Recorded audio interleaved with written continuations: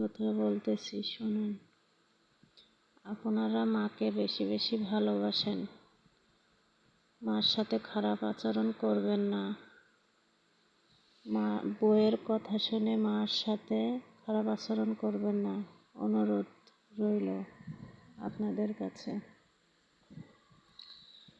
মাকে কখনো বাস স্ট্যান্ডে, রেল স্টেশনে, বৃদ্ধাশ্রমে, অনাথ আশ্রমে পাঠাবেন না। বউরা কখনো নিজের মেয়ে হতে পারে না, তাই যদি হতো শাশুড়িকে ভালোবাসতো।